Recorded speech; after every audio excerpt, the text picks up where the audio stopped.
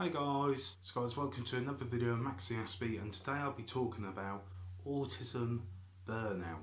So a lot of the times on the channel I've spoken about autism meltdowns and what they are and what can happen, what's the lead up, what effect it can have, and some of the visible signs of having an autistic meltdown.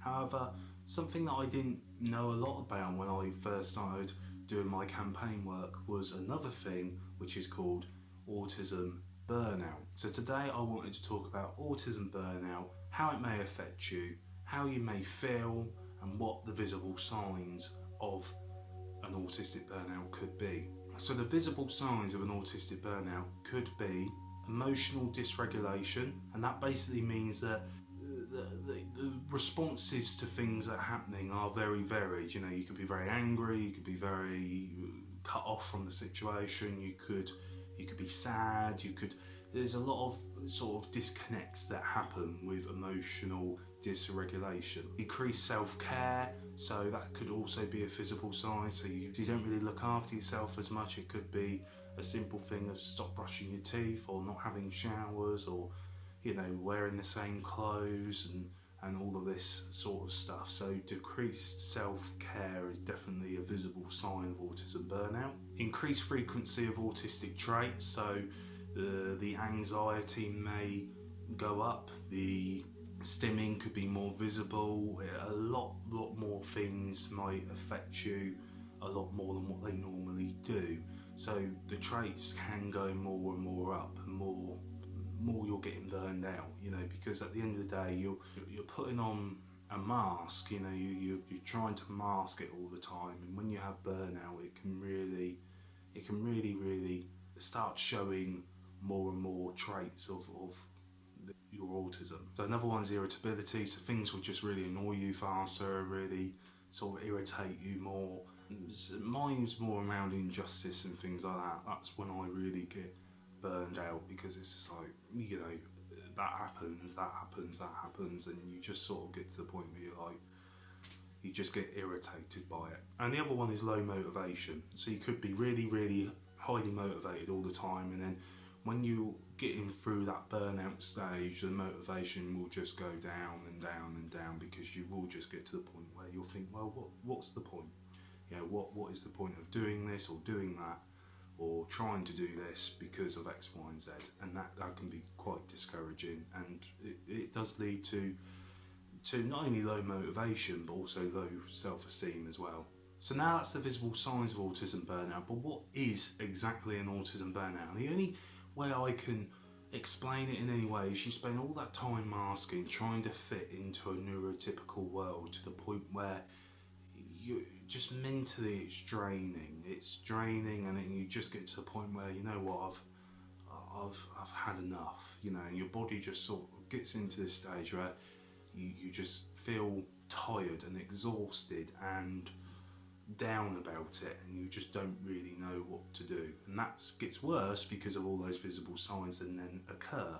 What can lead to that is exactly how you feel when you have an autism burnout. So a lot of people, when they experience an autistic burnout, they will have more anxiety, they'll be more depressed, they feel extremely lethargic, they may feel the inability to ask for help. They could even have memory issues, because they might not remember, because they might not have been paying attention at the time, because those autistic traits kick back up.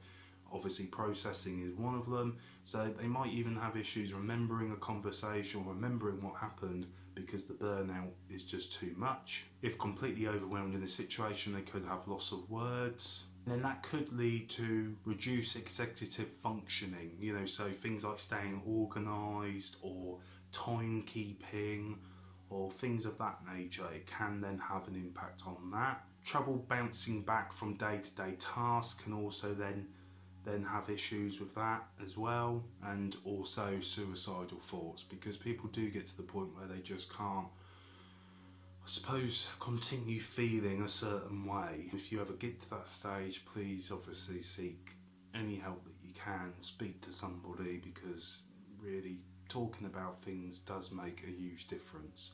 But that is what an autistic burnout can feel like. And for children, they also experience autistic burnout.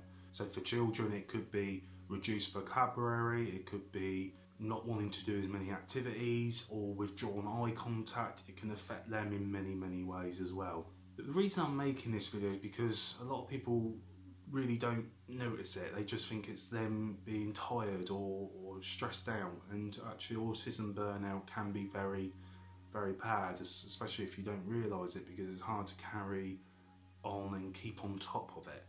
So some of the things that I would always advise, be aware of it, because you can make those adjustments to get you out of there. Also take a break, take a break for yourself. If it means taking a day off or taking a week off, make sure that you do it. And hopefully as well, I encourage all employers to be encouraging of that, if someone is going through those situations. But really it's about taking time out, taking that time to relax, not getting overwhelmed by things, which is easier said than done, I know, but don't get so overwhelmed to the point that you can't work or that you can't function regularly. It's really important that you look after yourself. So the main thing I would say to this is, if you feel that you're near an autistic burnout or you're having an autistic burnout every week, maybe talk about reducing your hours, maybe talk about having a little bit of time off, maybe talk to other loved ones, suggest what you can do, try things like yoga or relaxation classes. Also approach the things that could be done differently that's affecting and making you possibly have an autistic burnout. Because key to this is eliminating those things that are making you feel that way, because the more that you feel like it and you get sucked into that constant routine of having that burnout, it will carry on happening. And I know for a fact when I'm having autistic burnout, I will probably end up just going to bed and sleeping, and then the next day it's back to normal again, and it doesn't really break that cycle. So it's about doing other things that are going to eliminate those things that is causing that burnout. So guys, I hope you enjoyed the video. Tell me what you think down below. Tell me what sort of triggers an autistic burnout for you, and some tips that might help other people. And guys, thank you as always for watching. Take care and goodbye for now.